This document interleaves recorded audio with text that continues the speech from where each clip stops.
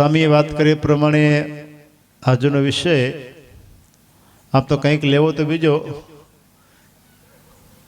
વેદાંત સ્વામી કે આ લ્યો એ કે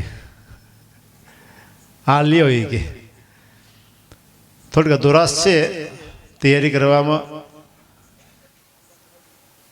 પણ તમને જેટલું જોઈશે એટલું કદાચ મળી જશે, અથવા તો તમને જેટલું જોઈએ એટલું તમે લઈ લેજો. એમાંથી તમને થાય કે આટલું લેવા જેવું છે એટલું લઈ લેજો, અધુરાશ પછી અમે ક્યારેક આરામથી પૂર્ણ કરી લેશું. શું કામ કે આ સુખ દુઃખનો ઉપાય આ વિષય છે ને બહુ ગહન છે, એટલો સહેલો વિષય નથી. સુખને સમજવું, શાંતિને સમજવું જ અઘરી વસ્તુ છે. દુઃખ અને અશાંતિની અંદર આજનો માણસ ઘેરાયેલો છે, તો એને સુખની ઝાંખી કેમ કરાવી? સુખ અને શાંતિ પર જ્યારે આપણે સ્પષ્ટપણે ઊંડાણપૂર્વક જો વ્યાખ્યા કરવી હોય ને, તો આ વિચાર કરતો હતો ને ત્યારે એમ થયું કે આની ઉપર કદાચ 5 દિવસની પારણ થાય, કથા થાય ને તો એ પણ એને સંપૂર્ણ ન્યાય ના આપી શકી, એટલું ઊંડાણપૂર્વકનો આ વિષય છે. એટલે થોડું ખાલી તારવ્યું છે હું, પણ જાય તો ઘણું બધું છે. ત્યારે કંઈક આપણે સાચું સુખ શું છે એ તમને કંઈક સમજાય. એટલે એને સમજવા માટે યત કિંચિત આપણે અહીંયા કને પ્રયત્ન કરીશું. સુખ અને શાંતિનો ઉપાય. હવે સુખ છે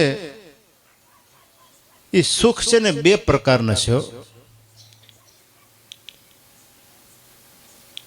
સુખ 2 પ્રકારના છે. એક સુખ છે લૌકિક સુખ અને બીજી પારલૌકિક સુખ, એટલે ભૌતિક સુખ અને ભગવદ સુખ. આ 2 પ્રકારના સુખ. આ દુનિયામાં આપણે રહેતા હોઈએ છીએ તો આ જગતની અંદર પણ આપણે કેટલું સુખ ભગવાને જે કંઈ મૂક્યું છે એ સુખ આપને એમાંથી મળતું હોય છે. પણ આ લોકનું સુખ કેવું હોય અને ભગવાનનું સુખ કેવું હોય એ સમજીએ એ પહેલાં આપણે આ લોકનું સુખ, અત્યારે આપણે અહીંયા રહીએ છીએ તો અહીંયા કને આપણે આ સંસારમાં, આ પરિવારમાં, દુનિયામાં આપણે સુખ શાંતિપૂર્વક કેમ રહી શકીએ? સુખ કોને કહેવાય?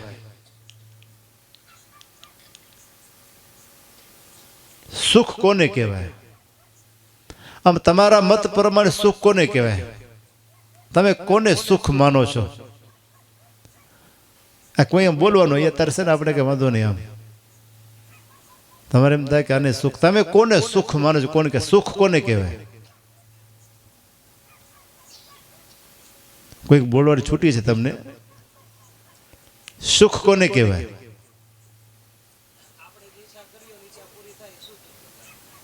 સ્વામી તો બધું જાણતા જ હોય, તમારે બોલવાનું છે.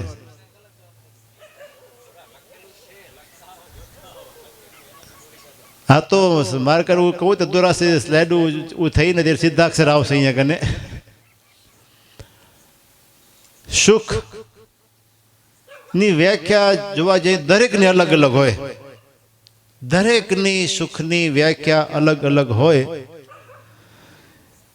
એમાં અનુકૂળ વેદનિયમ સુખમ, પ્રતિકૂળ વેદનિયમ દુઃખમ, એમ જ્યારે ન્યાયશાસ્ત્રમાં કીધેલું હોય કે સુખ છે એ માણસને અનુકૂળ લાગે જે કઈ વસ્તુ, જે કઈ એ સુખ, કે આ મને અનુકૂળ છે, મને બરાબર છે.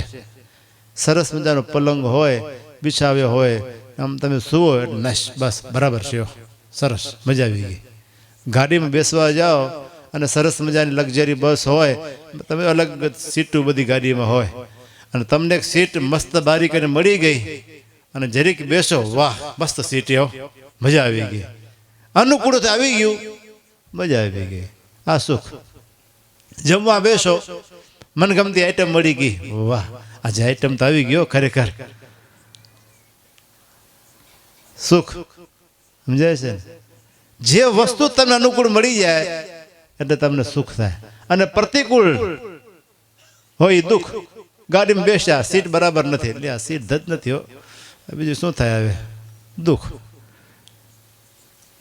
કઈ મોટી વસ્તુ છે સુવા ગયા પલંગ ધજ ના આવ્યો જમવા ગયા આજે ખાવાની મજા ના આવી પ્રતિકૂળ લાગ્યું એટલે દુઃખ સાનુકૂળ આવે એટલું સુખ અનુકૂળ આપણે હોય એટલે સુખ છે એ આમ તો ક્યાંયથી સુખ છે આપની અંદર છે શરીરને તો ખાલી અનુભવ થાય છે અનુભૂતિ તો આત્મા કરે છે શરીરમાં જો પ્રાણ ન હોય આત્મા ન હોય તો શરીરને ગમે એટલા તમે એને પલંગ આપો કે ગમે એટલી એસી આપો એનાથી શરીરને શું અનુભૂતિ થવાની શરીર શું કહે છે સુખનો અનુભવ કોણ કરે છે આત્મા કરે છે આત્મા સુખનો અનુભવ કરે છે એટલે કે છે મજા આવી કેરીની અંદર રસ છે એમ આત્માની અંદર જ સુખ છે પણ આપણે જણાય તો ખ્યાલ આવે એટલે કોઈ પણ વસ્તુ અનુકૂળ થાય તો સુખ પ્રતિકૂળ વસ્તુ હોય ને મળે તો એમાં દુઃખ છે અનુકૂળ થાય એમાં સુખ છે એટલે સુખ વસ્તુ પદાર્થમાં નથી સુખ છે ને કોઈ વસ્તુ કે કોઈ પદાર્થમાં નથી કે આમાં સુખ છે એમ સુખ કોઈ વસ્તુમાં નથી પૈસામાં સુખ છે આપણે માનીએ બધા પૈસામાં સુખ તો કેના માટે જેને જોઈએ એના માટે સુખ કે મોબાઈલ આજે ઘણી પ્રકારના તમે જુઓ છો તો બધાને બધા મોબાઈલનું સુખ આવે મોબાઈલ દુઃખરૂપ કે સુખરૂપ કયો તમે કહેવાય મોબાઈલ સુખરૂપ છે કે દુઃખરૂપ એમાં સારામાં સારું લેટેસ્ટ મોબાઈલ આવ્યો હોય એ સુખરૂપ કે દુઃખરૂપ હવે વસ્તુ છે એમાં કઈ સુખ તમે શું એમાં પણ હવે એને બાપાને તમે બાપા શું કરે એમાં જેને ખબર નથી એ શું કરવાનું એને દુઃખરૂપ છે હવે કઈ વસ્તુ કોને દુઃખરૂપ થાય કોને સુખરૂપ થાય એ કેનો પર આધારે માણસ ઉપર એટલે વસ્તુથી કઈ દુઃખ નહીં પણ એની કેવું અનુકૂળ આવે છે એનો પર આધાર છે પણ તમને એ ગમે છે કે નહીં એના ઉપર આધાર છે વસ્તુ કે પદાર્થ કે પૈસા કે જે કઈ વસ્તુ તમે લ્યો તમને ગમે તો તમારા માટે સુખરૂપ તમને ન ગમે તો દુઃખરૂપ વસ્તુ એટલી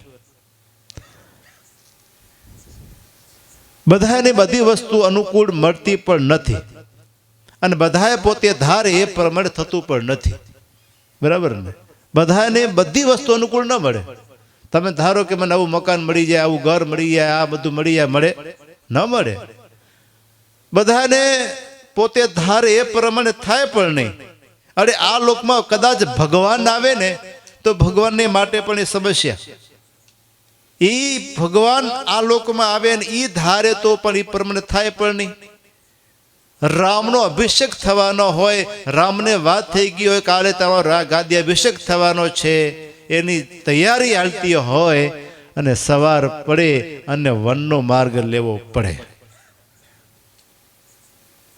એને પણ વનનો માર્ગ લેવો પડે એ એમની અનુકૂળતા પ્રમાણે ન થયું રામને પ્રતિકૂળ થયું પણ રામે પોતાની અનુકૂળ એ કરી લીધું હવે આ સમજવાનું છે બધી વસ્તુ આપણને ગમે એમ ન થાય પણ આપણે પ્રતિકૂળ વસ્તુ હોય એને આપણે અનુકૂળ કેમ કરી લેવું એ અભિગમ આપણે શીખવાનો છે એ આપણે શીખવું જોઈએ આપણો અભિગમ એવો હોવો જોઈએ કે બધી વસ્તુ ગમે તેવી વસ્તુ હોય પણ એ આપણે એમાંથી પણ સુખ આપણે લઈ શકીએ એવો અભિગમ આપણને સમજતા શીખવો જોઈએ અભિગમ એટલે કે એવું વલણ એવો વિચાર આપણો હોવો જોઈએ ગમે તેમાંથી પણ આપણે એને સુખમાં પરિવર્તન કરી નાખીએ તો ગમે ત્યારે તમે અખંડ સુખમાં અને શાંતિમાં રહી શકો ઘણીવાર આપણાથી પ્રતિકૂળ થતું હોય જે આપણને ન ગમતું હોય નથી ગમતું પણ થાય છે તો એને કેમ સમજી રાખવું કે જે થાય છે એ કદાચ મારા સારા માટે હશે, ભલે આવું થાય છે ને કદાચ મારા સારા માટે હશે, એમ સમજીને તમારો અભિગમ, તમારું વલણ પોઝિટિવ લઈ લેવું કે આ જે થાય છે એ મારા સારા માટે હશે. ભલે કોઈ પણ ઘટના આપણે પસંદ ન હોય, પણ એ ઘટના પણ ક્યારેક આપણા સારા માટે હોઈ શકે છે. એ ઘટના આપણા સારા માટે હોઈ શકે. જે થાય છે તે આપણા સારા માટે જ થાય છે એમ સમજી અને ખુશ રહ્યો. અમે એક વિડીયો છે,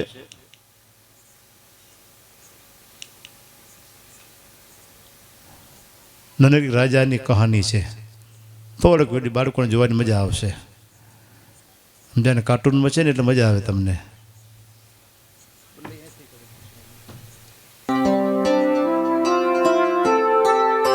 જે થાય છે એ સારા માટે. એક દિવસ કેરી કાપતા સમયે અકબરની આંગળી કપાઈ ગઈ.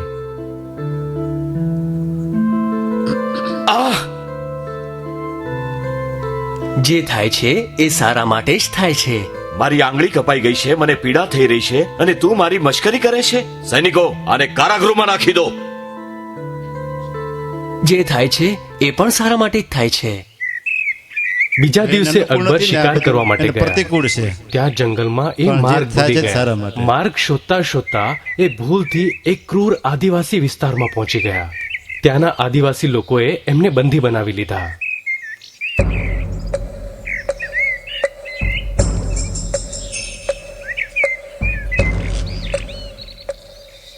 લઈ આવો એને, આપણે આપણા દેવતાઓને એની બલિ ચડાવીશું. બધાએ મળીને અકબરને એક થાંભલા સાથે બાંધી દીધા. અરે થોવો, આ નહીં, આની આંગળી કપાયેલી છે. આપણા દેવતા આ પ્રકારની બલિ સ્વીકારશે નહીં. જવા દો, છોડી દો એને. ત્યારે અકબરની આંખો ઉઘડી. બિરબલે જે કહ્યું હતું એ સાચું જ હતું. અકબર બાદશાહ મહેલે પાછા ફર્યા અને આવતાની સાથે જ એમણે બિરબલને કારાગૃહમાંથી છોડી મૂકવાનો આદેશ આપ્યો.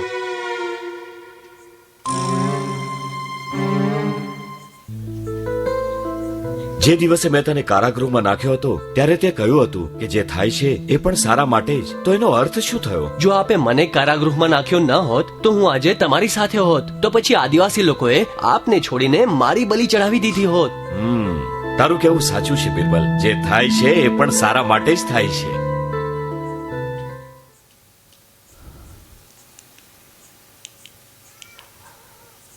એટલે જે થાય છે એ સારા માટે જ હોય છે.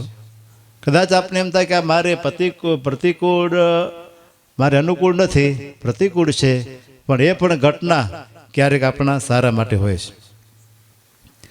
મહારાજે પથ્થરનું 70મું વચનામૃતમાં વાત કરી. એક ચોરને કાંટો વાગ્યો, ચોર ચોરી કરવા ગયા. એક ચોરને કાંટો વાગ્યો તો ક્યાં ગયો? મંદિરમાં ગયો. બીજા ચોર ચોરી કરવા ગયા, એને ઘણું ધન મળ્યું. ઘરે આવ્યા, એના સંબંધે કહ્યું કે તું ચોરી કરવા ન ગયો તો કંઈ જ ન મળ્યું, આ બધાને કેટલું ધન મળ્યું જો. ત્યાં રાજાની સિપાહીઓ આવ્યા અને ઉપાડી ગયા બધા એને. પછી સાધુએ સાક્ષી પૂરી કે આ ચોરી કરવા નહોતો ગયો તો એ બચી ગયો, પણ કાંટો વાગ્યો એને ગમ્યું તો નહીં જોઈએ ને, છતાંય પણ કાંટો વાગ્યો એના માટે સારા માટે. તો ઘણીવાર એવી વસ્તુ હોય કે આપને ન ગમતી હોય પણ થાય તો આપણો અભિગમ એવો હોવો જોઈએ કે જે થાય છે તે સારા માટે. તો પછી એને કોઈ દુઃખી કરી શકે નહીં, એ અખંડ સુખમાં જ રહે.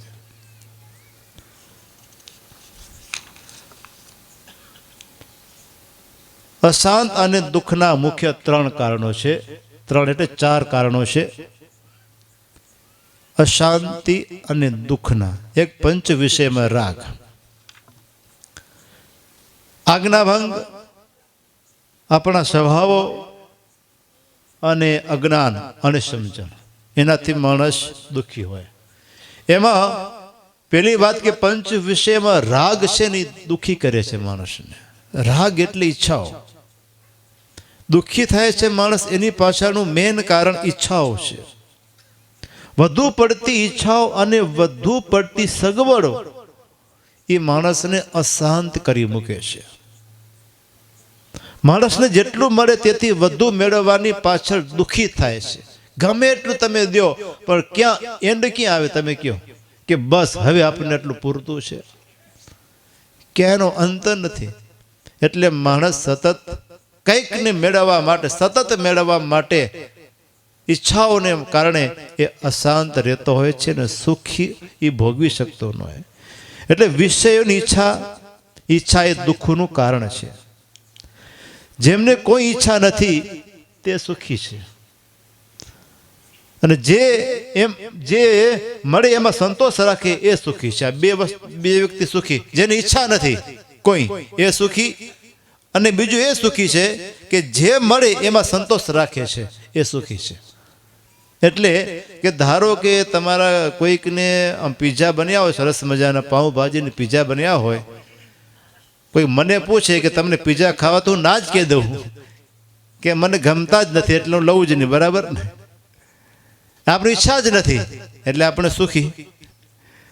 હવે જેને ગમે છે, ઈચ્છા છે, એને મળી ગયા, ખાઈ લીધા, સંતોષ થઈ ગયો, તો સુખી.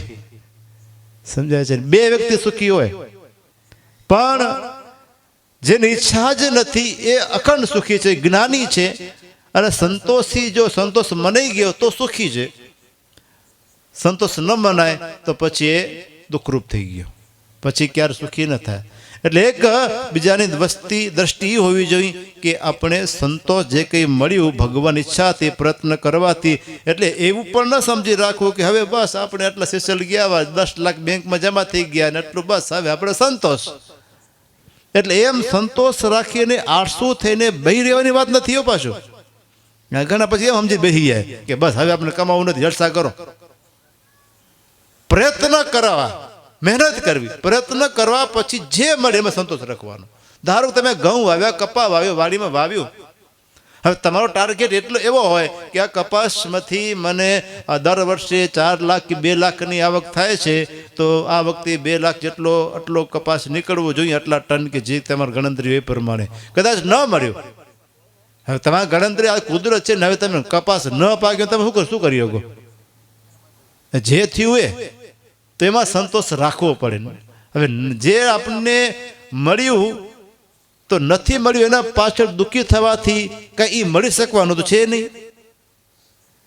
જે પાક એ પર પાકવાનો છે, તો એમાં કંઈ ફેર થવાનો છે નહીં. તો પછી જે મળ્યું એમાં સંતોષ રાખીને સુખ લઈ લો એમાંથી. એટલે ઘણીવાર આપણે આપણી પાસે શું છે તેની ભાગે જ વિચાર કરીએ છીએ, પણ જે નથી એની વાતો ઘડીએ ઘડી યાદ કરી અને એની ઈચ્છા એ કરીને આપણે દુઃખી થઈએ છીએ. જેમ કે ભાગવતમાં કથા આવે કે દક્ષ પ્રજાપતિ પધાર્યા તો બધા ઊભા થયા, શિવ ઊભા ન થયા, એટલે એની ચિંતા, દુઃખ થયું. તો એને શું જોયું? આખી સભામાંથી બધા ઊભા થયા, શિવ ઊભા ન થયા. તો એને નેગેટિવ પોઈન્ટ જોયો, પોઝિટિવ ન જોયું. આટલા તો ઊભા થયા, એક ને ન થયા તો કાંઈ નહીં, તો એને સુખ મળે. પણ શિવ કેમ ઊભા ન થયા, બધા ઊભા થયા ને તો શું મળ્યું એને? દુઃખ. મારી સમસ્યા ભક્તજનો આ છે કે જે મળે છે એમાં સંતોષ લેતા નથી મળતું, એમાં દુઃખી થાય છે. એટલે એને ક્યારે સુખ મળતું જ નથી. એટલે આપણે શું જવાનું કે આપત્તિ ઉપર ઘણીવાર આપણે જોવું હોય ને, તો આપણે એટલું શરીર ભગવાન આપ્યું છે, તો આપણે કેટલા સુખી છીએ. જે નથી આપ્યું, જેનો એક પગ કપાયેલો છે, એને પૂછો કે દશા કેવી છે. તો આપણે આટલું ભગવાન આપ્યું છે, પણ આપણે શું જોઈએ છીએ ઉપરવાળાને કે મારાથી આ આટલો સુખી, આનો આટલો બંગલો સરસ, અને આવી ગાડી, અને આટલી વાડી, આટલો સુખી છે, એને જોઈને આપણે દુઃખી થઈએ છીએ. એટલે આપણી કને જે છે એનું સુખ આપણે લઈ શકતા નથી. શું કામ? કે આપણે આપણાથી જે ઊંચો છે એને જોઈએ છીએ, એના કરતાં આપણાથી નીચો છે ને જુઓ કે આના કરતાં હું તો સુખી છું ને, તો મારી કને જે છે એનું સુખ ભોગવું, નથી એના માટે દુઃખી ન થાવ. એટલે માણસ એના કારણે દુઃખી થાય. અને મહારાજ કીધું કદાચ આપણું જવાનું હોય, મહારાજ કે બધું જવાનું હતું એમાંથી આટલું બચ્યું એ કંઈ ઓછું છે? કદાચ આપણો વાડીમાં તમે ઘઉં કે વાવ્યા હોય, તમારો ટાર્ગેટ હોય કે આ 4 એકર જમીનમાંથી મને 50 ગુણી મળવી જ જોઈએ, કદાચ 40 મળી, 10 ઓછી મળી તો શું? કદાચ ને 10 મળીને 40 ગઈ તો શું સમજવાનું? અભિગમ કેવો રાખવાનો કે હારું 10 તો મળી, 40 ગઈ તો ગઈ, 10 તો થઈ. મહારાજ તો ત્યાં સુધી કીધું કે કુટુંબમાં બધા જવાના હતા, એક જણો બચ્યો, તે શું ઓછું છે? કદાચ ને 6, 7, 10 નું કુટુંબ હોય, બધા જવાના એટલે બધાનું મૃત્યુ થઈ જવાનું, એમાંથી એક જ બચ્યો તો ઓછું છે? એક તો બચ્યો. આટલો અભિગમ રાખવાનો હોય, આટલો પોઝિટિવ વિચાર રાખવાનો હોય તો દુઃખી ન થાય. તો આપણે નાની નાની બાબતમાં બહુ દુઃખી થઈ જતા હોઈએ છીએ, એના કારણે સુખ ન મળે. જે નહીં દૂધથી અડધો ભરેલો ગ્લાસ ને અડધો ખાલી છે એવું સમજવાને બદલે અડધો ભરેલો છે એવું જોવાનું. આપણે શું જોઈશું? પૂછે આ કે શું અડધો ખાલી છે? આપની જોવાની દ્રષ્ટિ કેવી હોય કે અડધો ગ્લાસ ખાલી છે, એ ખાલી છે આપણે જોઈએ છીએ, પણ અડધો ભરેલ છે એ દ્રષ્ટિ આપણી. અડધો ખાલી છે નહીં વિચારવાનું, અડધો ભરેલ છે એ વિચારવાનું. આવો જો વિચાર હોય પોઝિટિવ તો એ ક્યારે દુઃખી ન થાય. એટલા માટે જે છે તેની જ વાત કરો, જે નથી એને ભૂલી જાઓ. આ અભિગમ એવો હોવો જોઈએ, જે છે એને સમજો, એ ભોગવી લો. અને આજે માણસ મેળવવા માટે કેટલી મહેનત કરે.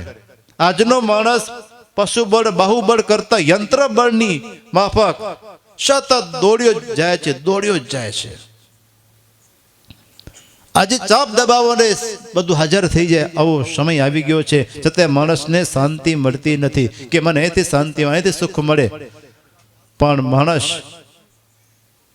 જંત્રની માફક દોડ્યો જ જાય છે, દોડ્યો જ જાય, હેરાન થઈ ગયો છે. માણસ પોતે યંત્ર બની ગયો છે અને સુખની પાછળ દોડ્યા જ કરે છે, દોડ્યા જ કરે છે.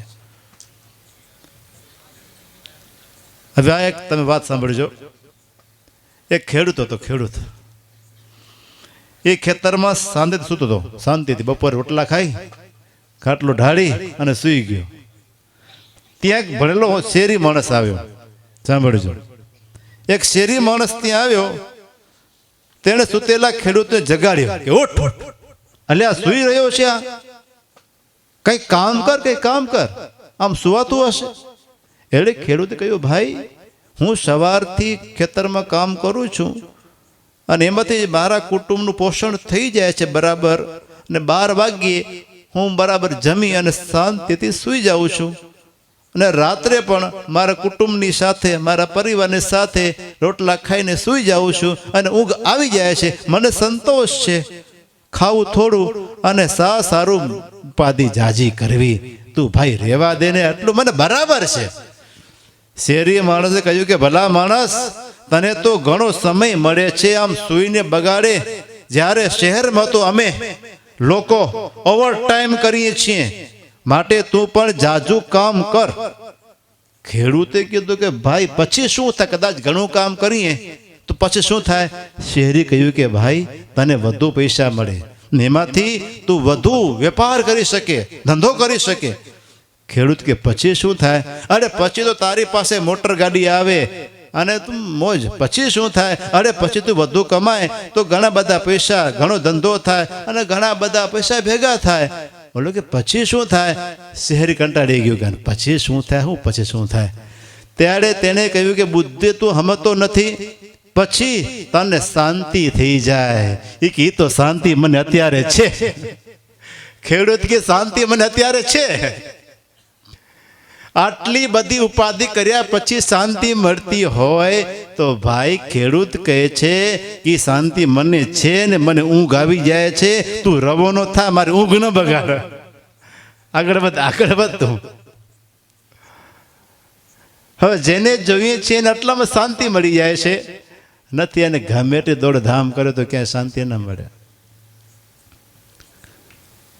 આવી જ રીતે તમે જો માણસને એમ કે ધંધો કર્યા કરી. એવી જ વાત એક આપણા સંપ્રદાય મયારામ ભટ્ટ અને ગોવિંદરામ બે ભાઈ હતા, યજમાન વૃત્તિ કરીને પોતાનું જીવન વ્યતીત કરતા હતા. થયું કે હાલો ધંધો કરીએ. રાત્રે ભેગા થયા 9 વાગે કે શું કરશું આપણે? તો દુકાન કરીએ. દુકાન શેની દુકાન કરીશું? આની દુકાન કરીએ તો પછી આમાંથી કેટલા આવશે, કેટલા જશે? આમ ચર્ચા કરતા કરતા કરતા કરતા કરતા સવારે 4 વાગી ગયા. કુકડો બોલ્યો ત્યાં. મહેરામ કે શું? એટલે કુકડો બોલ્યો. મહેરામ કે ખાલી વાતો કરવામાં 4 વાગી ગયા તો ધંધામાં શું થાય આપણે કયો? ધંધો ન કરે, રેવા દો, આ બરાબર આપને. ખાલી વાતોમાં આટલું જાય તો ધંધામાં કઈ ન વરે. હો, સમજી ગયા. જેટલું મળે છે એમાં સંતોષ રાખો. એટલે જેટલો વ્યાપ એટલો સંતાપ. એ તો સીધી વાત. જેટલું તમે ધંધો વધારો એટલો તમને ઉપાધિ થાય. અને વિશાળ બંગલો હોય, કેટલા આમ તમે જુઓ તો મોટા મોટા બંગલા ને બગીચા ને ઘણું બધું બનાવે, પણ રહેનાર 2 જણા જોઈએ અંદર. પરિવાર એક ઓસ્ટ્રેલિયા હોય, એક લંડન હોય, એક આફ્રિકા હોય ને અહીંયા કને 2 જ હોય. બંગલો મોટો હોય, રહેનાર કોઈ ન હોય. તકલીફ આ છે તમે જુઓ. એટલે બધું મેળવવાના આશાથી માણસ દુઃખી હોય છે અને અશાંત હોય છે. એટલે માણસ વધુ કંઈક મેળવવા માટે સતત તનતોડ મહેનત કર્યા કરે છે. અને આમ ભેગું કરતા કરતા કરતા જિંદગી પૂરી થઈ જાય, આંખ મીચાઈ જાય, ત્યારે બધું હાજર હોય પણ પોતાની ગેરહાજરી હોય. મોટો બંગલો બનાવે, બગીચા બનાવે, પૈસા કમાય, બધું કરે, આખી જિંદગી મહેનત કરી હોય, જીવન પૂરું થઈ ગયું, કાંઈ જ ન હોય. સિકંદર જીવનભર ભેગું કર્યું. સિકંદરે જીવનભર ભેગું કર્યું પણ ભોગવવા માટે રહી શક્યો નહીં, મરી ગયો. કાંઈ હાથમાં ના આવ્યો. તૃષ્ણાનો અંત છે જ નહીં, તૃષ્ણાનો અંત નથી. રાવણ પાસે મદોદરી હતી, અનેક રાણીઓ હતી, છતાં પણ સીતા પર દ્રષ્ટિ નાખી, દુઃખી થયો. ઇન્દ્ર પાસે અનેક અપ્સરાઓ, છતાં અહલ્યા પર દ્રષ્ટિ નાખી, દુઃખી થયો. કોઈને સુખ નથી. બધા એને કાંઈ ને કંઈ ખપ્યા જ કરે છે. કંઈ ખાઈ લઉં, કંઈ જોઈ લઉં, કંઈ ભોગવી લઉં. જોવાનું, ખાવાનું, ફરવાનું રહી જાય તોય પણ કેટલાને અશાંતિ થઈ જાવ. હા, એમાં તકલીફ થાય કે લનન ગયા તા પણ કોહિનૂર હીરો રહી ગયો જોવાનો, દુઃખી. આફ્રિકા ગયા પણ આ રહી ગયું જોવાનું. એમ આ હતું ત્યાં, ઈ રહી ગયું તો દુઃખી થઈ જાય કેટલાક. સમજાય છે ને? તકલીફ આય. જમવા ગયા હોય અને પછી જમીને આવે. આજે હતા સરસ ગુલાબજાંબુ હતા, જોયા હતા? હતા તી હતા, અરે રહી ગયા. ઈ અરે દુઃખી થઈ ગયો. અમે ઘણા દેશ ફર્યા હોય તોય હજી અમેરિકા બાકી છે. આટલા દેશ ફર્યા, અમેરિકા બાકી છે હજી. એ ફરવું છે. અસંતોષ, ઈચ્છાઓનો ત્યાગ એ જ સુખ અને શાંતિ છે. ઈચ્છાઓનો ત્યાગ. હરીચાય મળીએ તો જી આવું એમાં ના નહીં. કદાચ મળીએ તો પછી મોકો ના જવા દેવાય નહીં. પણ ઈચ્છા ન રાખવાની કે જવું જ આપણે. એટલા માટે નિયમ 12 વિશે ભોગની ઈચ્છાઓ છે દુઃખનું કારણ છે, ઈચ્છાનો ત્યાગ એ સુખનું કારણ છે. ગીતામાં ભગવાને કીધું વિહાય કામાન યશ સર્વાન પુંસરંતિ નિષ્પૃહ નિર્મમો નિરંકાર શાંતિ મતિ ગચ્છતિ. જરૂર કરતા વધારાના સર્વે ભોગ, જરૂર કરતા જે જોઈએ જરૂરી છે એને તો જોઈશે, પણ જરૂર કરતા વધારે જે ભોગની ઈચ્છાઓ એનો ત્યાગ કરનાર, નિષ્પૃહી, મમતા વગરનો, નિરંકારી, એ પરમાત્માના સુખે સુખ્યો રહે છે. એ જ મનુષ્યને શાંતિ મળે છે અને એને સુખ મળે છે. અને કામના ઈચ્છાવાળા હોય એ ક્યારે શાંતિ પામતા નથી. જેને કામના ઈચ્છાઓ છે શાંતિ ન પામે.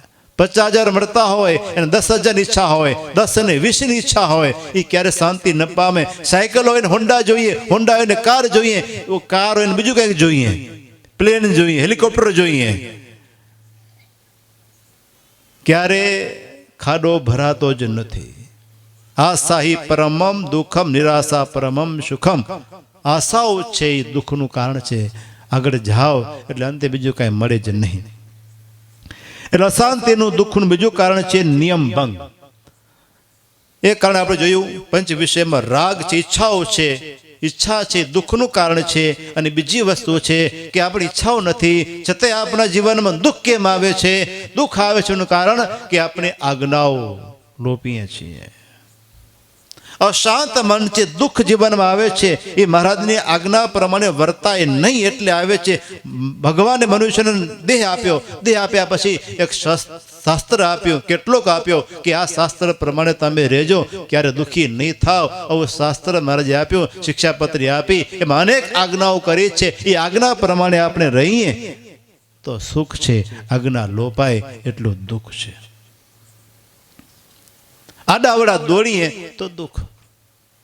એક ખેડૂત અને કૂતરો હતો. એ ખેડૂત શાંતિપૂર્વક ઘરે પહોંચી ગયો, એને થાક ન લાગ્યો, પણ કૂતરો તો થાક લાગી ગયો. શું કામ? એ કૂતરો આડે રસ્તે હાલ્યો અને એમાં રસ્તામાં ઊંદેડો આવે તેને પકડવા દોડ્યો, બિલાડું આવે તેને પકડવા દોડધામ કરી એટલે થાકી ગયો. ઘરે આવતા એમ જે માણસ સીધો ચાલે એને થાક ન લાગે, આડો અવળો ચાલે એને થાક લાગવાનો. જીવનમાં સીધા ચાલો. મહારાજ કીધું વચન અમારે 34મું પ્રથમનું પરમેશ્વરના વચનને મૂકીને આડો અવળો ડોલે છે ત્યારે કલેશને પામે છે.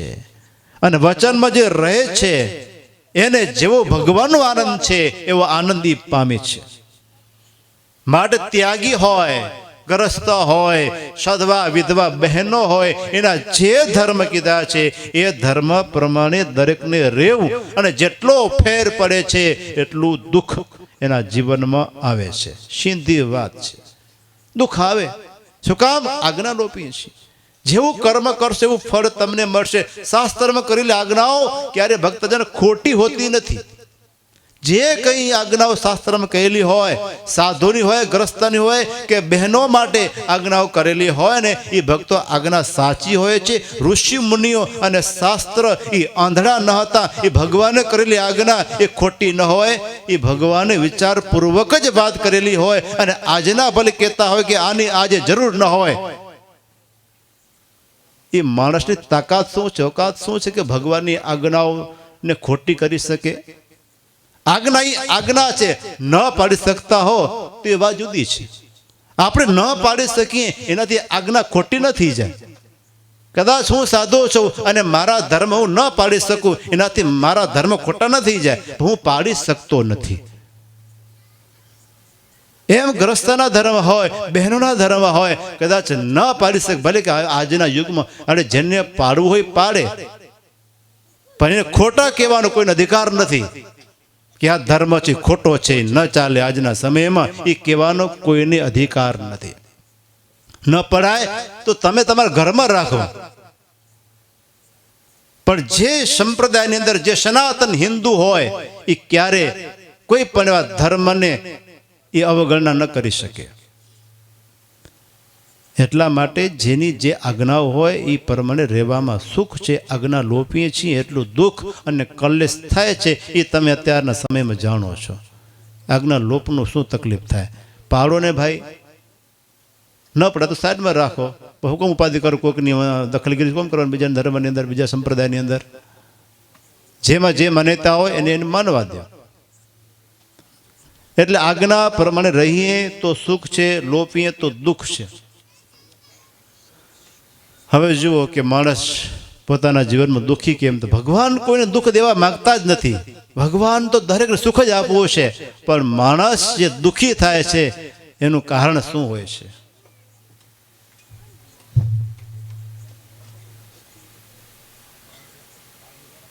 दोस्तों, कल रात मेरे सपने में ईश्वर आए.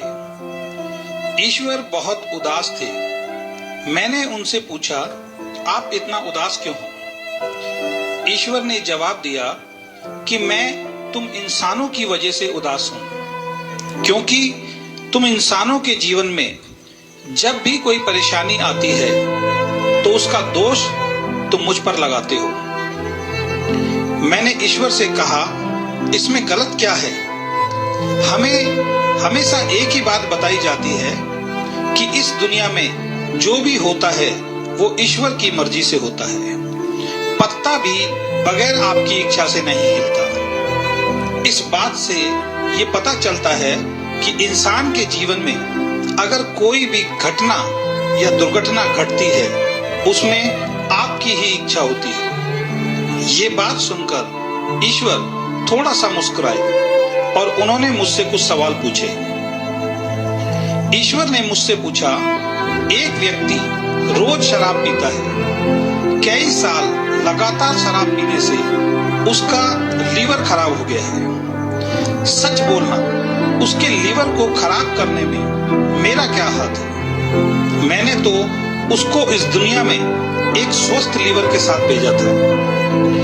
एक व्यक्ति के ऊपर बहुत सारा कर्जा है, वो भी मुझे दोष देता है कि मैंने उसकी किस्मत बेकार बनाई है जिससे उस पर कर्जा हो गया, जबकि मैंने जब उसे दुनिया में भेजा था उस पर कोई कर्जा नहीं था। एक व्यक्ति बहुत गरीब है, एक साधारण सी नौकरी करता है, लेकिन उस नौकरी को छोड़ने को तैयार नहीं है। इसका मतलब उसे जो उस नौकरी से मिल रहा है उससे ज्यादा पाने का वो प्रयास नहीं करता और मुझे ही दोष देता है, मैंने उसको गरीब बनाया है। जब सास और बहू की आपस में नहीं बनती तो वो भी कहती है कि कैसी बहू भगवान ने हमें दी है, जबकि मैं उनसे पूछना चाहता हूँ कि बहू देखने जब वो गए थे तो क्या मुझे साथ लेकर गए थे? तो फिर मुझे दोष क्यों देते हैं? जब पति पत्नी की आपस में नहीं बनती तो वो भी यही कहते हैं, भगवान ने कैसी जोड़ी बनाई है, जबकि इसमें मेरा कोई हाथ नहीं है। ये सब उन दो परिवारों के लोगों की या लड़के लड़की की आपसी पसंद से हुआ है। किसी को बिजनेस में बहुत बड़ा नुकसान हो गया, वो भी यही कहता है ये सब मैंने करवाया है, जबकि जिन गलतियों की वजह से नुकसान हुआ है वो मैंने नहीं, उसने खुद ही की है। ऐसे बहुत सारे उदाहरण जिसमें आप मुझे दोषी ठहराते हो। और आपकी सबसे बड़ी दिक्कत है जब आपके जीवन में कुछ अच्छा होता है तो उसका श्रेय आप अपने आप को देते हो कि ये आपकी वजह से हुआ, और जब कुछ गलत होता है तो उसका दोष आप मुझ पर लगाते हो। मैं आपसे एक सवाल पूछना चाहता हूँ, अगर मैं आपको अपने बच्चों की किस्मत लिखने का अधिकार दे दूं तो आप अपने बच्चों की किस्मत कैसी लिखोगे? मैंने कहा कि मैं अपने बच्चों की किस्मत बेहतर से बेहतर लिखूंगा। मैं लिखूंगा मेरे बेटे और बेटी को जीवन में कोई दुख ना हो, वो हमेशा खुश रहे, उनको हर वो खुशी मिले जो वो चाहते हैं। फिर ईश्वर ने मुझसे पूछा कि अगर आपका एक बच्चा नालायक है, आपका कहना नहीं मानता, और दूसरा बच्चा समझदार है, आपका कहना मानता है, इन दोनों की किस्मत आप कैसी लिखोगे? मैंने कहा कि दोनों बच्चे मेरे हैं, मैं नालायक और समझदार दोनों की किस्मत एक जैसी और अच्छी लिखूंगा। ईश्वर थोड़ा हंसे और मुझसे बोले, मैं कौन हूं? आप सभी मुझे परमपिता परमेश्वर कहते हो, इसका मतलब आप सभी मेरी संतान हो। जब आप अपने सभी बच्चों की किस्मत बहुत अच्छी लिखोगे तो मैं आपकी किस्मत बेकार कैसे लिख सकता हूँ? हकीकत में मेरे पास आपकी किस्मत लिखने का कोई अधिकार नहीं है। मैं हर इंसान को एक जैसा बनाकर भेजता हूँ और आप सभी को एक चीज देकर भेजता हूँ जिसका नाम कर्म है। आप जैसा कर्म करेंगे वैसा फल आपके कर्मों से ये दुनिया आपको देती है। इसमें मैं तो कहीं भी नहीं हूँ। इस बात को अब मेरे तरीके से समझो। एक व्यक्ति शराब पीने में पैसा खर्च करता है, उसका शरीर खराब होगा क्योंकि उसका कर्म वैसा है। दूसरा व्यक्ति दूध बादाम खाता है, उसका शरीर बहुत अच्छा होगा क्योंकि उसका कर्म अच्छा है। एक विद्यार्थी परीक्षा में फेल होता है क्योंकि वो अच्छी तरह से पढ़ाई नहीं करता। दूसरा विद्यार्थी परीक्षा में टॉप करता है क्योंकि उसका कर्म अच्छा है, वो पढ़ाई बहुत अच्छी तरीके से करता है।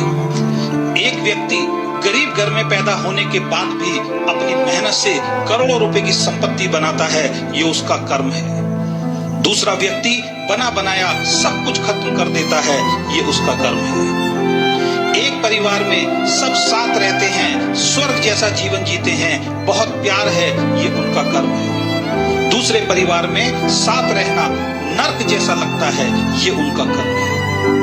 इन बातों से मैं आपको सिर्फ इतना कहना चाहता हूं कि आज अगर आप सुखी हैं तो आप अपने कर्मों की वजह से हैं, और आज अगर आप दुखी हैं तो आप अपने कर्मों की वजह से हैं। और ये कर्म करने की ताकत अंतिम सांस तक आपके साथ रहेगी। अगर आप अपने जीवन को बेहतर बनाना चाहते हैं तो आज से, अभी से अपने कर्मों को अच्छा करना शुरू कर दीजिए। आपका जीवन अच्छा होना शुरू हो जाए। તો સુખ અને દુઃખ એનું કારણ તમને સમજાઈ ગયું એક કે માણસ જેવા કર્મ કરે છે, અર્થાત ભગવાનની આજ્ઞાઓ જો પાડે તો સુખ છે, આજ્ઞા લોપાય એટલું દુઃખ ભગવાનના ભક્તને આવે છે। આપણે આપણી જિંદગીમાં કેટલી એવી ભૂલ કરી બેઠા હોઈએ છીએ। વાત આવી કે આપણું શરીર ભગવાન, કોઈને ભગવાન શરીર ખરાબ તો આપતા જ નથી, પણ માણસ પોતાના વ્યસનને કારણે પોતાનું શરીર બરબાદ કરી નાખે, એમાં ભગવાનનો શું વાંક? ભગવાને બધો જ રસ્તો દેખાડ્યો અહીંયા આવ્યા પછી પણ, અને પછી જો આપણે આજ્ઞામાં ન રહીએ, દુઃખ આવે, એમાં ભગવાનનો કોઈ વાંક નથી, વાંક માણસનો છે। ઘણીવાર માણસ દુઃખી થાય છે એમાં એના સ્વભાવો, આપણા સ્વભાવો આપણને દુઃખી કરે છે। ખરેખર તો માણસ જે દુઃખ સ્વભાવ કેવા,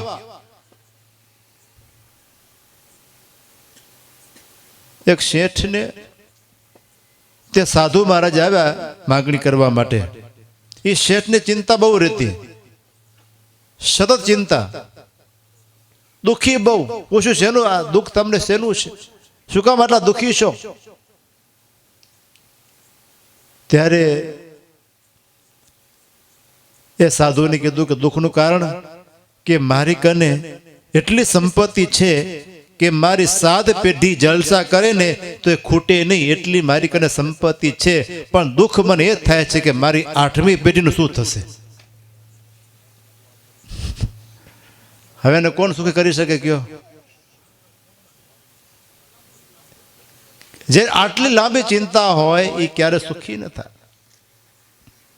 એ માણસ પોતાના સ્વભાવથી, એક સાસુ ને વહુ, એ સાસુએ એક દી બહુએ કઢી બનાવી, સરસ કઢી, પણ કઢીમાં મીઠું ભૂલાઈ ગયું,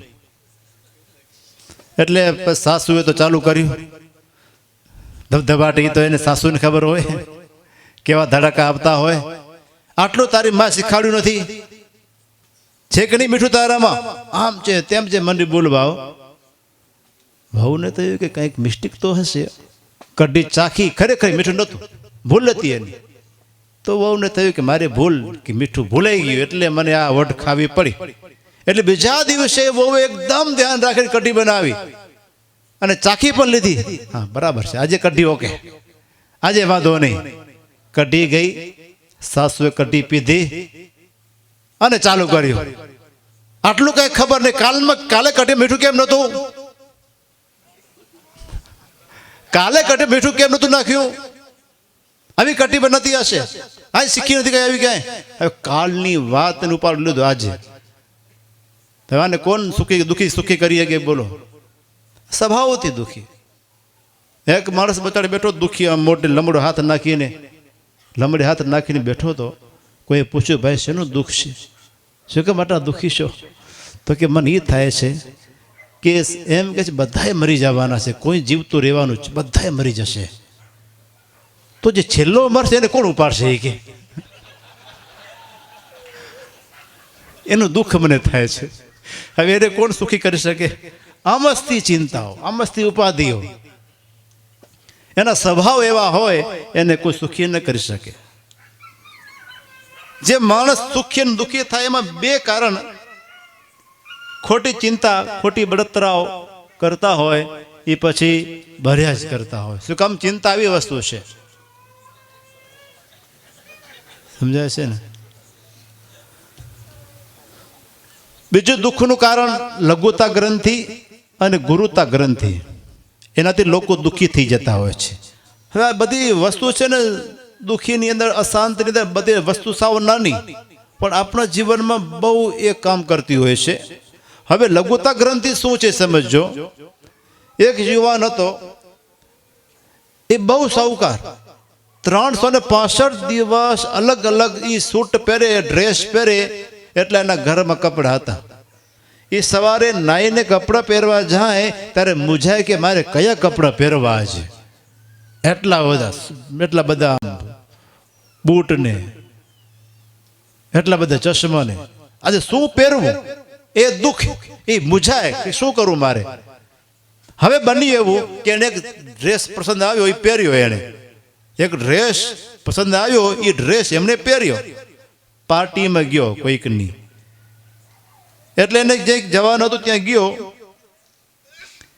એટલે એના મિત્રે કીધું કે તું આ સૂટ, આ ડ્રેસ પહેરી આવો. એ આથી 2 દિવસ જો પહેર્યો હોત ને તો મસ્ત લાગત. આજે એટલી મજા આવતી નથી.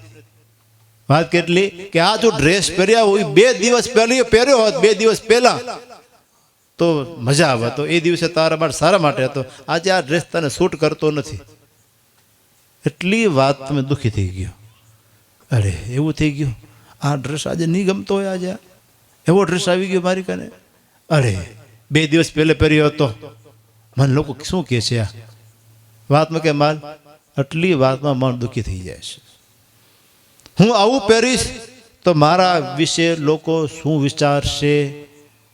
આને કહેવાય લઘુતા ગ્રંથિ. એનાથી માણસ દુઃખી હોય છે. આવું સામાન્ય મકાન બનાવીશ તો લોકો શું વિચારશે. આવી દરેક બાબતમાં હોન્ડા લઈશ તો, આવી સાદી હોન્ડા લઈશ તો લોકો શું વિચારશે. હોન્ડા તો ધજ લેવી પડ્યો, પછી ટપરી હોય કે ન હોય. મકાન તો મસ્ત બનાવીએ, પછી ભલે 2-10 લાખનું લેણું થઈ જાય પણ મસ્ત બનાવીએ. નક્કી લોકો શું કહેશે. હવે આ રીતે લોકો ના અભિપ્રાય મુજબ જીવનાર મનુષ્ય હંમેશા લઘુતા ગ્રંથિથી પીડાતા હોય છે. ક્યારે સુખી ન થાય કે લોકો શું કહે છે, બીજા શું બોલશે. આ એક દુઃખનું કારણ. અને ગુરુતા ગ્રંથિ એટલે કે બહુ ઉદ્યોગપતિ હોય, બહુ પૈસાદાર હોય, બહુ મોજશોખ કર્યા હોય, અને અચાનક કપરો કાળ આવી જાય, ધંધો ભાંગી પડે, ઘરમાં પૈસા નથી. જ્યારે હવે શું કરશે, કાળ એને ખરાબ આવ્યો છે એટલે પોતાનો મિથ્યા અહમ ભાવને પોષવા એ ગુરુતા ગ્રંથિ લઈને નાની નોકરી પણ કરી શકે નહીં. કે જે આટલા જલસા, જેની નીચે 400 માણસ કામ કરતા હોય, 50 માણસ કામ કરતા હોય, આજ એવો દિવસ આવ્યો છે કે એને ખુદ નોકરી કરવા જવી પડે. ત્યારે એને દુઃખ થાય કે હવે હું નોકરી કરીશ, આ ધંધો મને કરવો પડશે, મને કોઈકને માગવું પડશે. એના કારણે માણસ દુઃખી થઈ જાય છે. તો આ 2 કારણે પણ માણસો જીવનમાં દુઃખી હોય છે અને સુખની અનુભૂતિ ન થાય. અને ત્રીજો પોઈન્ટ છે કે જે અણસમજુ હોય. સુખ છે એ સમજણમાં છે, પદાર્થમાં નથી. જે અણસમજુ છે એ પણ હંમેશા દુઃખી જ રહે છે, ક્યારે સુખી થાય જ નહીં. શું કામ કે સુખ છે પુત્ર, પત્ની, પરિવાર કે પૈસામાં નથી. સુખ છે એ આપણી સમજણની અંદર છે. રશિયાના ચિંતક મિક્સિમ ગોર્કી અમેરિકા ગયા. ત્યાં તેમને ઘણા બધા મનોરંજનના સ્થાનકો જોયા. બધા બતાવ્યા કે આ તમે જુઓ, અમારું કેશિયનું આ તે ભલું ઢીકણું, આ બધું બતાવ્યું. વિદાય વેળાએ તેમને પૂછ્યું કે અમેરિકા તમને કેવું લાગ્યું. ત્યારે એ ગોરકીએ એના આંખમાં આંસુ આવી ગયા અને તેઓ બોલ્યા, અરે રે, આ દેશ એટલો બધો અશાંત છે કે તેને સુખ માટે આટલા બધા મનોરંજનના સ્થાનકો જોઈએ છીએ. એટલો આ દેશ છે દુઃખી છે. માણસને સુખને માટે કેટલી બધી સુવિધાઓ, કેટલા બધા સાધનો જોઈએ છીએ, ત્યારે માણસ સુખી થાય છે. તો એ માણસ સમજી લેવું કે દુઃખી છે માણસ. જેને સુખ માટે સાધનો જોઈતા હોય એ માણસ જેવો કોઈ બીજો દુઃખી નથી. વગર સાધને કંઈ જ ન હોય એ આનંદ તો સંત ફકીર કરે. એ જંગલમાં પડ્યા હોય, કંઈ જ રહેવા ન હોય, એ બેઠા બેઠા ભજન કરતા હોય, એને પૂછીએ તો કે મોજમાં છીએ. અખંડ આનંદ હોય, કંઈ જ નથી પણ આનંદ છે. તો આનંદ ક્યાં? આપણી અંદર છે. માઇકલ જેક્સનની વાત તમે જાણો છો. એ 200 કરોડ રૂપિયા 200 કરોડ રૂપિયાનો માલિક હતો. 2500 એકર જમીન હતી અને પોતાના વજન કરતા 6 ગણું એની પાસે સોનું હતું. સમજાય છે ને? એ મર્યો કેમ? આત્મહત્યા કરીને. શું ખાગો એના કારણે ખોટા છે? તમે કહો શું ખોટા છે? એમાં તો કેટલાય આત્મહત્યા કરી મરી ગયા. એક અતિ ધનાઢ્ય થોમસ મોનાહન અનાથ આશ્રમમાં મોટા થયા. 1960માં એણે પિઝા હટ શરૂ કરી, પિઝાની દુકાન શરૂ કરી. 1989માં 5000 દુકાનો, દર વર્ષે $250 કરોડ ટર્નઓવર. અમેરિકાના મોટો ફાસ્ટ ફૂડ બિઝનેસ થઈ ગયો. તેને પોતાની $1 અબજની સંપત્તિ હતી. $1 અબજની સંપત્તિ. થોમસ $4 લાખ રોલેક્સ ઘડિયાળ પહેરતો. રોલેક્સ $4 લાખ એના હાથમાં ઘડિયાળ. $1 અબજ નો એનો બંગલો, પોતાનો હેલિકોપ્ટર, પોતાનો વિમાન, આટલો વૈભવશાળી. છતાંય થોમસ એમ કહે છે કે આમાંથી એક વસ્તુ પર મને સુખ આપ્યું નથી. એક વસ્તુએ મને સુખ આપ્યું નથી. બીજાનું ધ્યાન ખેંચવા હું આ મોજ કરતો, પણ મારા અહમને પામવા જે પૈસો વધારતો એ હવે મને દુઃખરૂપ લાગે છે. મને એમ થાય છે કે હું મહાપાપી છું. આ બધું છોડીને, સારા કપડાં, સારી કાર, સારું ઘર, આ બધું છોડી અને ભજન કરવા લાગ્યો. ત્યારે મને એમ થયું કે હવે મને કંઈક સુખ મળ્યું છે. હવે મને કંઈક સુખની અનુભૂતિ થઈ છે. આટલો પૈસો પણ સુખ નહીં. પણ એ એમ કહે છે કે જ્યારે હું ભગવાન તરફ વળ્યો ને ત્યારે મને અંતરમાં સુખની ઝાંખી થઈ. તો માણસના સુખ વિશેની માન્યતાઓ કેવી છે? કસ્તુરિયા મૃગ જેવી ભ્રામક છે. માણસ ભૌતિક પદાર્થમાં સુખ શોધે છે કે અહીંથી સુખ લઈ લો, અહીંથી સુખ લઈ લો, આમાં સુખ છે. પણ પદાર્થમાં સુખ હોય તો પદાર્થ સુખદાયી થવા જોઈએ, પણ એવું થતું નથી. સુખ આપણી અંદર છે, પણ આપણે સાધનમાં સુખ જોઈએ છીએ. એટલા માટે ક્યારે આપણે સુખી થઈ શકતા નથી. શું કામ કે સાધનનો કે અંત નથી. એક ડોશીમાં બારે ચોકોની અંદર સરસ ફોક્સ ચાલુ હતી. એમાં કંઈક ગોતતા હતા. વાંકા વળી કંઈક ગોતતા હશે એટલે કોઈકે આવીને પૂછ્યું કે માજી શું ગોતો છો? કહ્યું કે દીકરા મારી વીંટી ખોવાઈ ગઈ છે, ગોતું છું. એમ? વીંટી ખોવાની ક્યાં છે? વીંટી તો ઘરમાં ખોવાની છે, રૂમની અંદર. અહીંયા કેમ ગોતો? તે અંધારું છે એટલે અહીંયા ગોતું છું. ઘરમાં અંધારું છે એટલે અંજવાળું અહીંયા છે એટલે અહીંયા ગોતું છું. સમજાય છે ને? આપણી દશા બધાની એવી છે. અરે સુખ આપણી અંદર છે, પણ આપણે ગોતીએ છીએ બારે. શું કામ કે અંદર અંધારું છે એટલે દેખાતું નથી. એટલે આપણે બારે જગતની અંદર સુખની ગોતીએ છીએ, એટલે સાચું સુખ, સાચી શાંતિ આપને મળતી નથી. શું કામ કે માણસ છે 3 તાપની અંદર ખોવાયેલો છે. આદિ દૈવિક, આદિ ભૌતિક અને આધ્યાત્મિક 3 તાપથી માણસ તપ્ત છે, દુઃખી છે. અને એ દુઃખને કારણે માણસને ક્યારે શાંતિ મળતી નથી. એ શાંતિ જોઈતી હોય તો એ શાંતિ બીજી ક્યાંય તમને નહીં મળે. ગમે એટલી તમે વાતો કે આમ મળી, આમ થઈ જાય, આમ થઈ જાય, સુખ મળી જાય, બંગલો મળી જાય, કુટુંબ સારું મળી જાય, એ બધું સારું થઈ જાય તો બસ શાંતિ થાય, પણ ક્યાંય શાંતિ નહીં મળે. અંતરમાં શાંતિ છે. આપણે તો કોઈ કંઈ બોલી જાય ને તો અશાંતિ થઈ જાય. નાની વાત હોય, કોઈ વિદેશ ગયો હોય, વિદેશથી લંડનથી અહીંયા કને આવે, ભારતમાં શાંતિથી બેઠા હોઈએ અને કોઈક આવીને કે તમે લંડન ગયા હતા હમણાં? તો કે હા ગયો તો ને. અરે તમારું કેવું બોલાય છે ખબર હે? તમારા લોકો આવું બોલે છે, ખલાસ. તમારું લોકો આવું ખરાબ બોલે છે, ત્યાં આપણે અશાંતિ થઈ જાય. એટલે કે 10,000 માઇલ દૂર અશાંતિ વગર વિજાય, વગર ટિકિટે આપણે કને આવી જાય. ઘટના ત્યાં ઘટ્યો, ત્યાંનો કોઈ પોઈન્ટ આપણે કે અહીંયા કને તો અશાંતિ વગર વિજાય આપની અંદર આવી જાય છે. આ તકલીફ છે. શું લોકો બોલે છે એના કારણે આપણે દુઃખી થઈએ છીએ. અમુકને લગ્ન બાબતમાં દુઃખ કીધું ને, આગળ વાત આવી ને કે માણસને દુઃખ છે અનુકૂળ અને પ્રતિકૂળ. અનુકૂળ જો મળી જાય તો એને વાંધો નહીં, પ્રતિકૂળ હોય એ મળે તો એમાં દુઃખ થાય, પણ ન મળે તો શું કરવું. જેમ કે કોઈ પુરુષ હોય, લગ્ન ન થતા હોય, લગ્ન ન થાય એનું દુઃખ છે કે લગ્ન થતા નથી, મળતી નથી, એનું દુઃખ છે. પણ મળે એ ગમે નહીં એનું દુઃખ, અને ગમે એ મળે નહીં એનું દુઃખ. એટલે માણસ બધી રીતે દુઃખી જ છે, એને ક્યાં સુખ શાંતિ મળતી નથી. તો સુખ ક્યાંથી લેવાનું? જે છે એમાં સુખ લઈ લો. વધારે મેળવવા ઈચ્છા ના રાખો. એક માણસે લીધી કેરી, લીધી સિઝન સારી હતી, સસ્તી મળી ગઈ, કેરી તો લઈ લીધી, ઘરમાં રાખી પકાવવા માટે. 2 દિવસ થયા, હાથરો ખોલ્યો, કેરી પાકેલી હતી, એમાંથી 2 કેરી બગડવા આવેલી હતી.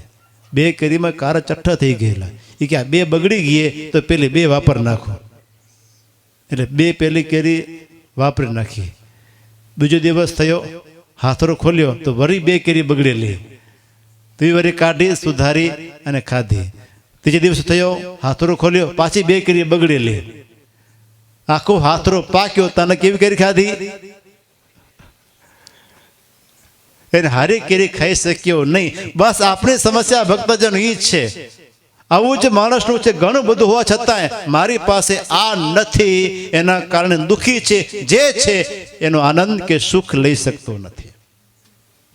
એટલે સાચું સુખ મનની શાંતિમાં છે, સમજણમાં છે. પરમાત્મા પાસે સાચું સુખ છે, બીજે ક્યાંય સુખ છે નહીં. ગમે તે તમે ગોતી આવો, પણ ભગવાન સિવાય, અંદર આત્મા સિવાય ક્યાંય સુખ છે જ નહીં. જીવમાં સુખ શાંતિ મળે એ માટે મનને સ્થિર કરો. મહારાજે કીધું કે મનને સ્થિર કરવા માટે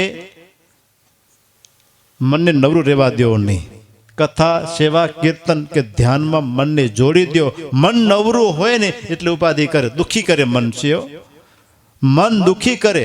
જો એ કામમાં લાગી ગયેલું હોય, પછી તમે કંઈ પણ કામ કરો, કીધે નવરા તો રહેવું જોઈએ. કંઈ ને કંઈ કર્યા જ કરવાનું. ભલે મારા ફેરવી ન ફાવે તો બીજું કંઈ કરો.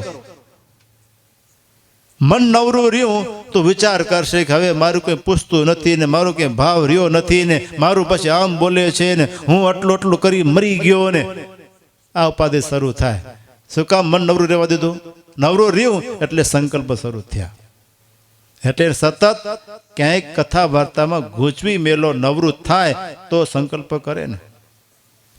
બીજી વાત કે સુખ જોઈતું હોય, શાંતિ જોઈતી હોય, એનો ઉપાય બીજાના સુખમાં આપણું સુખ છે, બીજાની પ્રગતિમાં આપણી પ્રગતિ છે. તમે બીજાને સુખ આપશો તો તમને સુખ સેજે મળશે. બીજાને દુઃખ આપશો તો તમને દુઃખ મળશે. સુખ જોઈતું હોય તો બીજાને સુખ આપો અને એમાંથી આનંદ લ્યો, તો તમારા જીવન ઉદાસીનતા દૂર થઈ જશે અને સુખ મળશે.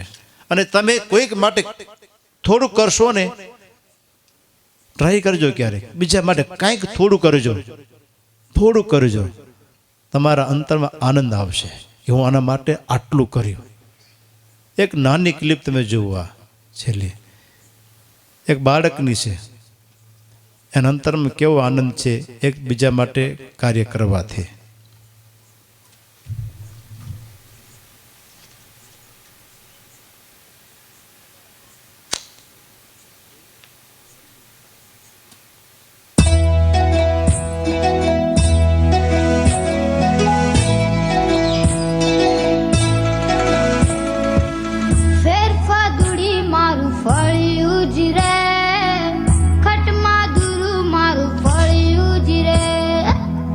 પગમાં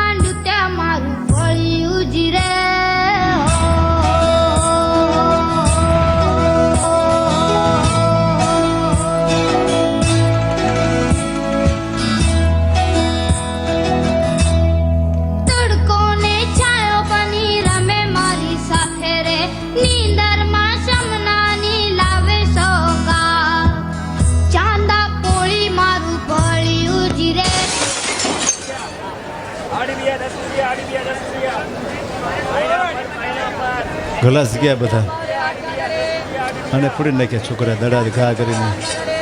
ડોસીમાં શું કરશે હવે બજારે? બસ જે થઈ ગયું દુઃખી થવાની જરૂર નથી હો. આ ફૂટી ગયા ગ્લાસ ફૂટી ગયા એટલે જો. અને અભિગમ સારો હતો. તમારે જે વાતો બે ધમકી માર દે.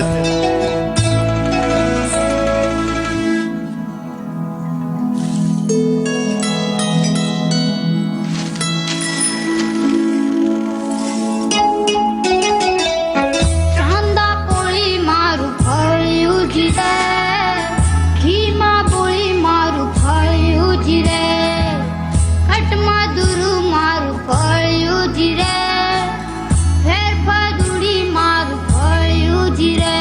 આ ગ્લાસ નવા આવી ગયા બધો. ક્યાંથી આવ્યા હશે ગ્લાસ નવા?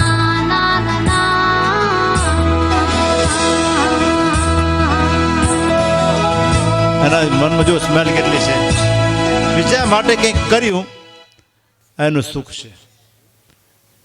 સાચું સુખ જોઈતું હોય તો બીજા માટે કંઈક કરો તો તમને સાચું સુખ, એક આનંદની અનુભૂતિ થશે. અને બીજી એક નાનકડી વાત કે સાચું સુખ શાંતિ જોઈતી હોય તો હંમેશા દરેક મતે ગુણ લ્યો. અવગુણ છે એ પણ એક દુઃખનું કારણ છે. દરેક મતે ગુણ ગ્રહણ કરો તો પણ તમને સુખ મળશે. નહીતર દુઃખ કે આ બધા આમ કરે છે તેમ કરે છે કેમ થશે, એના કારણે વગર પ્રકારના મન દુઃખી થઈ જાય. એના કરતાં ગુણ લેવા.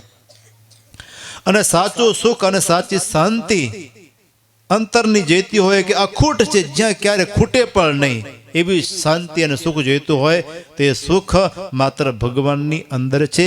મહારાજે કીધું પ્રથમનું 20મું કે સાચું સુખ એની અંદર છે, પણ જીવાત્મા એ સુખને પંચ વિષયની અંદર ગોતે છે અને જે એની અંદર છે એ સુખને ભોગવતો નથી. એટલે મહારાજ કે એને અતિશય જ્ઞાની.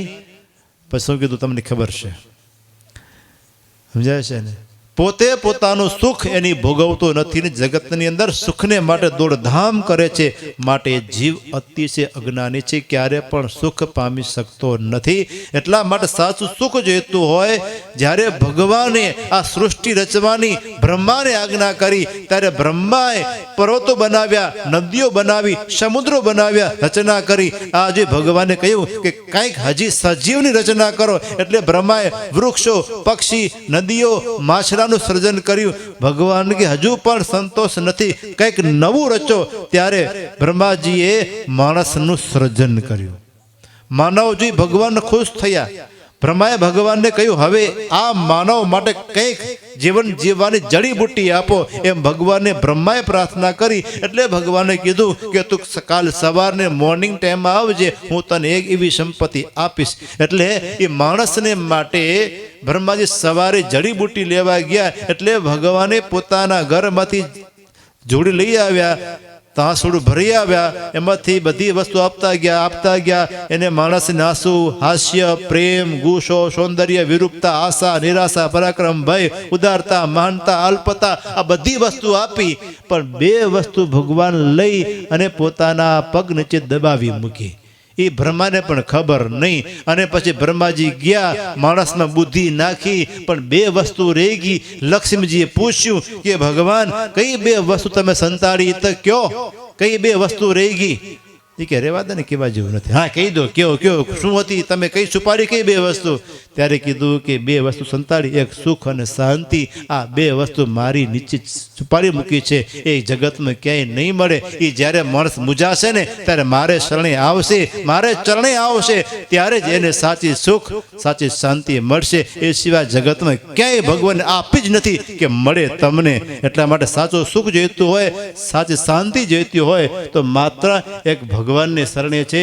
એ સિવાય ક્યાંય સાચું સુખ છે જ નહીં. ગમે એટલા તમે દોડો પણ સાચું સુખ ક્યાંય નહીં મળે. એટલે ભગવાનને શરણે જવામાં જ સાચું સુખ અને સાચી સંપત્તિ છે. અને ભગવાનનું જે સુખ છે એની આગળ તો બીજા લોકોના સુખની ગણતરી છે જ નહીં. એટલું સુખ ભગવાનની પાસે છે. ભગવાન એક રોમની અંદર અનંત કોટી બ્રહ્માંડના સુખને વારી દઈએ ને તો એ પણ એક રોમમાં આવે નહીં એટલું સુખ ભગવાનના એક રોમની અંદર આટલું સુખ રહેલું છે. એટલા માટે સાચું સુખ અને સાચી શાંતિ જોઈતી હોય તો ભગવાનની પાસે છે.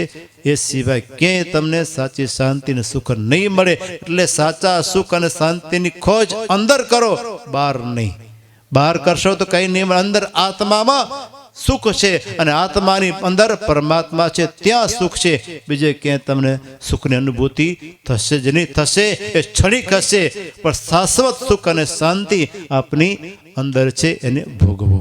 સહજાનંદ સ્વામી મહારાજની જય. શ્રી ઘનશ્યામ મહારાજની જય. બધા યુવાનોને જય સ્વામિનારાયણ. જો તમને પૂજ્ય સંત સ્વરૂપ સ્વામીએ આ પ્રેઝન્ટેશનના માધ્યમથી ઘણું બધું સમજાવ્યું, જો તમને એમ લાગે કે મારા જીવનમાં કામ લાગે એવું હતું, તો પછી વખતે આટલી મહેનત કરી તો કમસે કમ કાંઈ નહીં તો વાહ. સુખને સુખીમ બહુ ના ડાયાને બહુ જાજું કેવું પડે નહીં. મારા જેવા હોય ને પૂછડા વટી વટીને થાકી રહો તો કાંઈ ફરક પડે મારા વાલા? હાવ એવી ગણતરી કરી નાખી.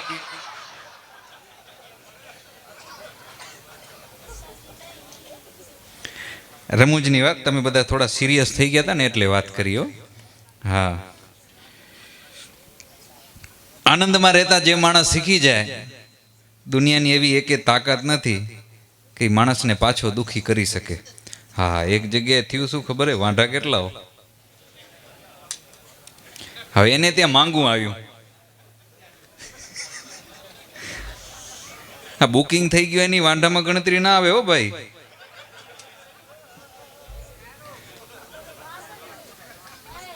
હાલો સાંભળો, થોડીક વાર મારી થોડીક વાર વાત સાંભળો, પછી તમને જે કરતા હોય કરજો. એક ભાઈને ત્યાં માંગુ નાખવા માટે એક પરિવાર આવ્યો આખો. એટલે પૂછ્યું કે ભાઈ શું કામ કરો છો? તો એ કે કામ તો ઘણું બધું કરું છું, મારી નીચે 50 માણસો કામ કરે છે. એટલે ઓલાને વિચાર થયો કે આ ભાઈનો કાંઈક ધંધો મોટો લાગે છે. તો ઘરમાં મોટર બોટર છે? તો કે હા, 2 મોટર છે. કે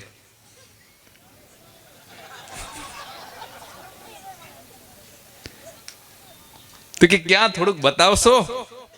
તો કે હાલો. લઈ ગયા હો, કન્સ્ટ્રક્શન સાઇટ ચાલુ હતી. પૂછ્યું ક્યાં 2 મોટર? તો કે એક ઓ નનકા ટાંકામાં ચાલુ, બીજી ઓલી મોટા ટાંકામાં ચાલુ. આ 2 મોટર, પાણીની મોટર બતાવ્યો. એ કે તમે કહેતા હતા મારી નીચે 50 માણસો કામ કરે, હાલો મારા ઘરે. ઘરે લઈ ગયા હો. ધીરે ધીરે ધીરે આમ થોડાક 10, 12, 15 પગથિયા ચડ્યા. ધીરે ધીરે ચડતા હશે, મારા જેવા લંગડા હશે. ધીરે ધીરે પગથિયા તો ચડી ગયા. પૂછ્યું આ ઘર તમારું કે ભાડાનું? તો કે ભાડાનું. કે તો તમે અહીંયા 50 માણસો બતાવવા નતા લઈ આવ્યા? તો કે હા, કે છે ને આપણી નીચે જ 50 માણસો કામ કરે છે. તો ઈ ક્યાં? ઓ નીચે કોક ભાઈની ઓલે શું કહેવાય, ઓ કાપડ ગૂંથવાની ને, કાપડ ગૂંથવાની ફેક્ટરી છે, એ બરોબર મારી નીચે છે ને એમાં 50 માણસો કામ કરે. કે હવે આને કોણ દુખી કરી શકે તમે કયો? એટલે આમ થોડુંક મોજમાં રહેતા શીખી જાઉં. જો આનંદ ગોતતા આવડે તો આનંદ આપણી પાસે જ છે, અને જો ગોતતા ન આવડે તો આખી દુનિયા ખૂંદીને મરી જઈએ તોય ભાઈ હે. એટલે જાજી વાતો અમારી કરવી નથી. આનંદ તો ખરેખર મેં પહેલા પણ કહ્યું ને વારે વારે એક જ વાત કરીશ, જો ગોતતા આનંદ આવડે તો આપણી પાસે જ છે, અને જો ગોતતા આનંદ ન આવડ્યો તો આખી દુનિયામાં એને ક્યાંય આનંદ મળવાનો નથી, એ વાત પણ નક્કી છે. એટલે હવે આનંદ કરવો તો આપણે પોતાને જાતે ઊભો કરી લેવો. આનંદ વસ્તુ એવી છે કે આમ ગલગલિયા કરી કરીને મરી જાઓ ને તો એ આનંદ આવે નહીં કાંઈ, પણ જે અંદરથી આનંદના છેડા ફૂટતા હોય ને એ કંઈક અલગ હોય. એ માણસ હંમેશા હસતો હોય. ને અમુકને તો જોરે જોરે ઓલા જોક્સ મારી મારીને બિચારા મરી જાય, પૂરું થઈ જાય ને પછી પૂછે કાકા તમે દાંત નતા કાઢ્યા? તો કે દાંત કાઢવા જાઉં 32 બારી નીકળી જાય તો.